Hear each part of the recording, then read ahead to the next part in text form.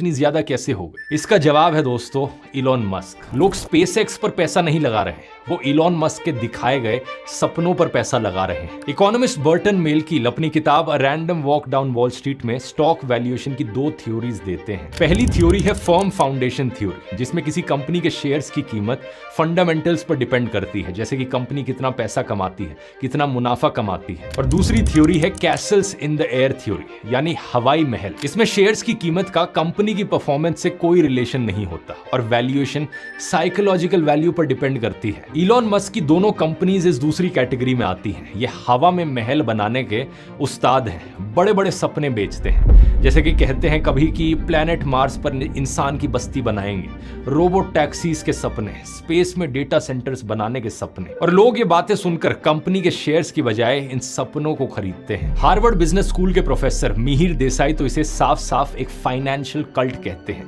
जिसमें लोगों को भरोसा है कि प्रोडक्ट कुछ भी हो, अगर इलॉन मस्क का नाम जुड़ा है इससे तो सक्सेसफुल बना ही देंगे। लेकिन असलियत अगर आप गहराई से देखोगे तो इसकी ठीक उल्टी है। साल 2013 में इलॉन मस्क ने हाइपर लूप का कॉन्सेप्ट प्रपोज किया कि सुपर फास्ट ट्रांसपोर्टेशन के लिए ये हाइपर लूप्स होंगे, जिसमें 600 मील प्रति घंटे की स्पीड से लोग ट्रैवल करेंगे। लोगों को जाकर प्रोमिस करने लगे, बॉस्टन से न्यूयॉर्क हम सिर्फ आधे घंटे में पहुंच जाएंगे।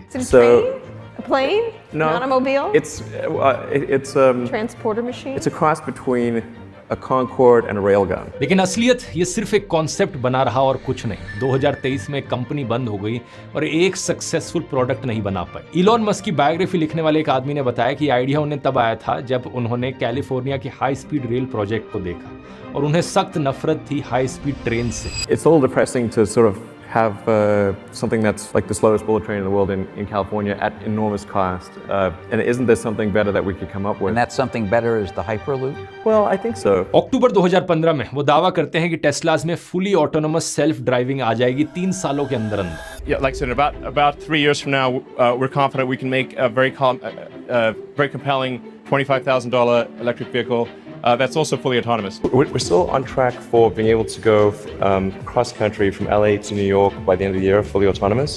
We're talking maybe 18 months from now. Maybe even towards the end of this year.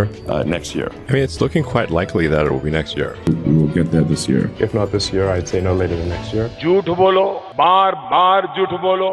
लेकिन असलियत यह है कि आज 11 साल बाद भी फुली ऑटोनोमस ड्राइविंग टेस्ला में नहीं आई है। ऐसे ही 2017 में उन्होंने हवाई बातें करी कि वो हाईवेज के नीचे टनल्स बनाएंगे जिससे कि ट्रैफिक कम हो सके। इसके लिए उन्होंने एक कॉन्सेप्ट बनाया बोरिंग कंपनी का इस्तेमाल करके। लास वेगस में करीब 2 किलोमीटर लंबी एक छोटी सी टनल बनाई जिसमें टेस्लास की गाड़ियां जा सकती हैं, लेकिन इसके अलावा कुछ नहीं हुआ।